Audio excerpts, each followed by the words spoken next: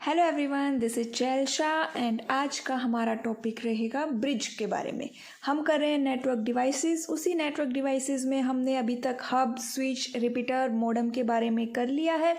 आज की हमारी क्लास रहेगी ब्रिज। तो चलिए स्टार्ट करते हैं आज का हमारा टॉपिक।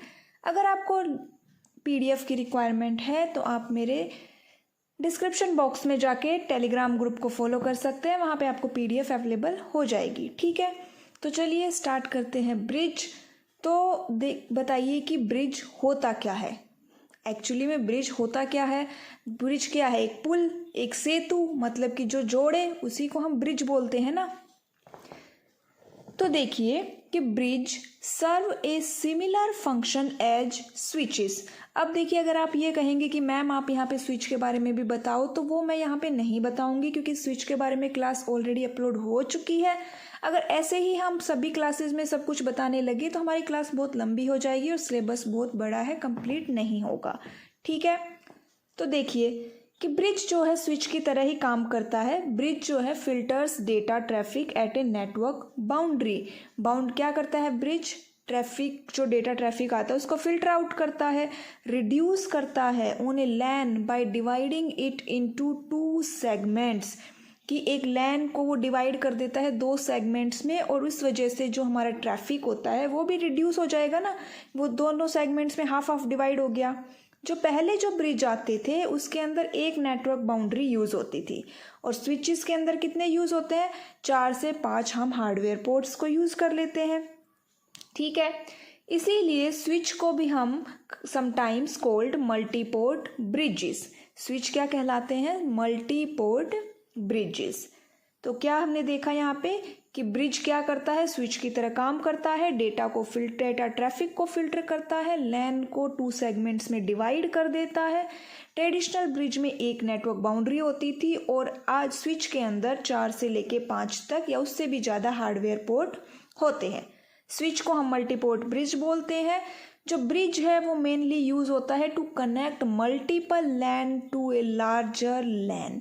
ठीक है, बहुत सारी लैन्स को एक बड़ा लैन बनाने में, लोकल एरिया नेटवर्क बनाने में यूज किया जाता है। ये डेटा लिंक लेयर पे काम करता है।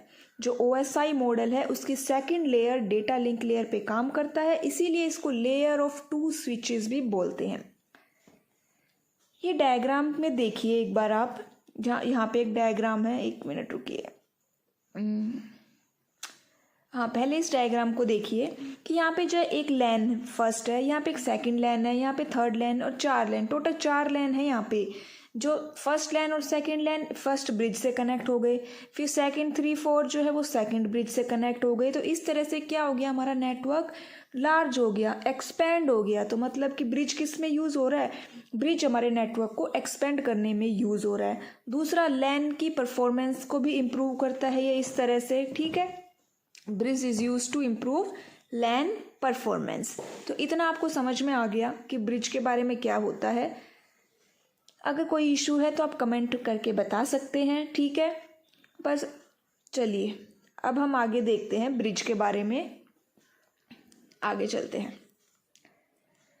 अब हम पढ़ते हैं types of bridge. Total 3 types of bridge के बारे में हम देखेंगे। ट्रांसपेरेंट ब्रिज क्या होता है? सबसे पहले ये देखिए, ट्रांसपेरेंट नाम से पता चल रहा है कि भाई इनविजिबल रहेगा टू अदर डिवाइसेस, मतलब कि वो नेटवर्क में नहीं दिखेगा, इसीलिए वो रिकॉन्फ़िगर भी नहीं करता। जब कोई नया स्टेशन ऐड होता है या फिर डिलीट होता है तो वो अपने आप को रिकॉन्फ़िगर नहीं कर पाता। ठीक है, ये क्या करता है, इसका फंक्शन क्या है ट्रांसपेरेंट ब्रिज का? सिंपली टू ब्लॉक और forward the data according to MAC address. MAC address के अकॉर्डिंग वो डेटा को ब्लॉक कर देता है या फिर फॉरवर्ड कर देता है। सेकंड है सोर्स राउटिंग ब्रिज। ये IBM ने बनाया था, स्पेशली ये टोकन रिंग नेटवर्क्स के लिए बनाया गया था। ठीक है, इस जो ये पूरा पैराग्राफ है इसमें ये लिखा हुआ है कि जो स्टार्टिंग के अंदर ही हमारा जो सोर्स स्टेशन है वो स्टार्टिंग में ही हेडर के अंदर पूरे रूट की इंफॉर्मेशन डाल देता है और फिर उसको भेज देता है। ठीक है, फिर क्या करेगा वो, एक बार वो उसने पूरे रूट की इंफॉर्मेशन डाल दी तो वो कंप्लीट लास्ट तक उसी एक स्पेसिफिक रूट को वो फॉलो करता रहता है। ठीक है, रूट की इंफॉर्मेशन डाल देता है प्लस में डेटा फ्रेम, और उस दोनों को एक साथ वो पैकेट को ट्रांसमिट कर देता है। इतनी बात समझ में आई कि सोर्स राउटिंग ब्रिज क्या करता है, इंफॉर्मेशन, रूट की इंफॉर्मेशन को भी साथ में डाल देता है। ट्रांसलेशनल ब्रिज क्या होते हैं कि ये कन्वर्ट करते हैं डेटा को एक नेटवर्किंग सिस्टम से दूसरे में, मतलब हम क्या कह सकते हैं कि ये दो डिफरेंट टाइप्स के जो नेटवर्किंग सिस्टम है उनको कम्युनिकेट करवाने में भी हेल्प करते हैं। ठीक है, जैसे कि अगर हम डेटा को सेंड करें एक टोकन रिंग से ईथरनेट केबल पे, तो जो ट्रांसलेशनल केबल हम यूज़ करेंगे, ठीक है, ताकि वो दोनों अलग अलग नेटवर्क कनेक्ट हो सके। यहाँ पे एक देखिए एग्जांपल, एक फिगर दिया हुआ है, इसमें आप देख सकते हैं कि दो अलग अलग जो है स्विच यूज़ किए गए हैं, कंप्यूटर कनेक्ट हुए हैं। इसके अंदर यहाँ पे देखिए, एक मिनट रुकिए, ये सेट फिगर कहीं चला गया है, एक मिनट वेट कीजिएगा। डायग्राम को मैं चूज कर लेती हूँ, कहाँ गया।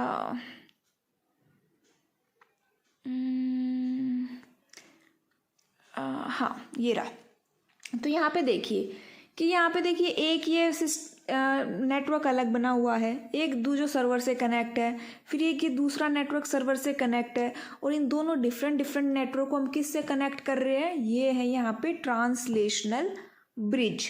कौन सा हो गया, दो डिफरेंट नेटवर्क को अगर हमें कनेक्ट करना है तो हम ट्रांसलेशनल ब्रिज यूज़ कर सकते हैं। ठीक है, इतना आपको समझ में आ गया इस डायग्राम से। आगे चलते हैं एडवांटेजेस और डिसएडवांटेजेस के बारे में। अब एडवांटेजेस अभी मैंने बताया कि एक नेटवर्क को एक्सटेंड करने में, लार्ज करने में ये यूज़ होता है। सेकंड जो सबसे इम्पोर्टेंट एडवांटेज है वो है कि इसका कोलिजन डोमेन सेपरेट होता है। देखिए कैसे सेपरेट होता है, अभी हमें एक फिगर आया था अभी उसको फिर से लगाते हैं। हाँ, इसमें देखिए कि यहाँ पे जो एक नेटवर्क है उसमें हब लगा हुआ है और दूसरे नेटवर्क में एक दूसरा हब लगा हुआ है। तो जो फर्स्ट हब वाला है वो फर्स्ट कोलिजन डोमेन है और सेकंड में कोलिजन डोमेन सेकंड है। तो फर्स्ट हब अपने कोलिजन को मैनेज करेगा और सेकंड हब अपने कोलिजन को मैनेज करेगा। तो इससे क्या होगा कि ब्रिज के ऊपर थोड़ा बर्डन कम आएगा और उसकी बैंडविड्थ भी इंक्रीज हो जाएगी। तो इस तरह से सेपरेट कोलिजन डोमेन होते हैं। ये बफर भी क्रिएट कर सकता है, होता नहीं है, क्रिएट कर सकता है। कब, when different MAC protocols are there, highly reliable है, मेंटेनेबल है, हम मल्टीपल लेंथ सेगमेंट्स को डिवाइड करता है, सिंपल इंस्टॉल कर सकते हैं। इसके अंदर कोई तीसरे डिवाइस की रिक्वायरमेंट नहीं होती, ब्रिज खुद ही एक काफ़ी होता है। प्रोटोकॉल ट्रांसपेरेंसी भी इसके अंदर हाई होती है। तो ये सिंपल इसके एडवांटेजेस थे। डिसएडवांटेज देखिए, ये एक्सपेंसिव है, कंपैरिजन करें तो हब और रिपीटर में। स्पीड में भी स्लो होता है, पुअर परफॉर्मेंस। क्यों? क्योंकि हमें एक मैक एड्रेस के लिए एक अलग से प्रोसेसिंग करनी पड़ती है। इंडिविजुअल फिल्टरिंग नहीं कर सकते आप डेटा की इसके अंदर।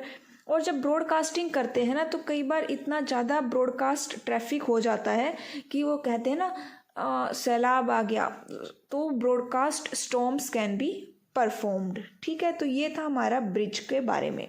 आगे हम देखते हैं अब स्विच और ब्रिज के बारे में एक डिफरेंस देखते हैं। तो ये जो स्विच है, ये क्या कहना चाह रहा है स्विच, कि it is a device which is responsible for channelling the data that is coming into the various input ports to a particular output port which will further take the data to desired destination। मतलब कि switch के पास कोई information आती है तो वो switch उसको figure out करेगा कि उसका डेस्टिनेशन एड्रेस क्या है और फिर उस डेस्टिनेशन एड्रेस के पास ही सेंड कर देगा। हब क्या करता है, हब तो ब्रॉडकास्ट कर देता था पूरी इंफॉर्मेशन को, और ब्रिज क्या करेगा, ब्रिज के जो है वो केवल डिवाइड करता है एक single network into various network segment, उसके लिए ये रिस्पॉन्सिबल है। स्विच के पास बहुत सारे पोर्ट हो सकते हैं, ब्रिज के पास केवल 2 और 4 पोर्ट ही होते हैं। स्विच के अंदर हम जो पैकेट फॉरवर्ड करते हैं वो किसी हार्डवेयर को यूज़ करके करते हैं, इसीलिए ये हार्डवेयर बेस्ड है। ब्रिज के अंदर सॉफ्टवेयर को यूज़ करके करते हैं, इसलिए वो सॉफ्टवेयर बेस्ड है। ये देखिए इंपॉर्टेंट है, स्विच के अंदर स्टोर, फॉरवर्ड, फ्रेगमेंट फ्री और कट थ्रो का कॉन्सेप्ट यूज होता है। ब्रिज में केवल स्टोर एंड फॉरवर्ड यूज होता है। स्विच जो है एरर चेकिंग कर सकता है, ब्रिज नहीं करता। स्विच के पास बफर होता है, ब्रिज के पास नहीं होता, वो क्रिएट करता है। ठीक है, इतना आपको समझ में आया। अब ये देखिए, स्टोर फॉरवर्ड, कट थ्रू और फ्रेगमेंट फ्री, ये सब क्या होते हैं। तो स्टोर फॉरवर्ड स्विच क्या होता है कि वो पूरे पैकेट में एरर को फाइंड आउट करेगा फॉरवर्ड करने से पहले, और फिर डिसाइड करेगा कि वो डिस्कार्ड करे या फिर रीट्रांसमिट करे। अगर उसको एरर मिल गया तो वो सोचेगा, डिसाइड करेगा कि उसको क्या करना है उस पैकेट के साथ, उसको डिलीट कर देना है या फिर उसको दोबारा से रीट्रांसमिट करना है। कट थ्रू स्विच क्या करता है कि वो कोई एरर चेकिंग नहीं करता, वो डेटा को सिंपली फॉरवर्ड कर देता है एरर के साथ। फ्रेगमेंट फ्री कट थ्रू का एक वेरिएशन है, ये थोड़ा सा मॉडिफाई करता है कि ये जो कोलिजन वाली फ्रेगमेंट्स होती है ना, उनको नहीं सेंड करता, बाकी सब अगर कोई और एरर आया है तो उसको सेंड कर देगा। ठीक है, इतना आपको समझ में आया कि स्टोर फॉरवर्ड क्या करता है, कट थ्रू स्विच क्या करता है और फ्रेगमेंट फ्री क्या करता है। तो ये था आज का हमारा टॉपिक स्विच के और ब्रिज के बारे में।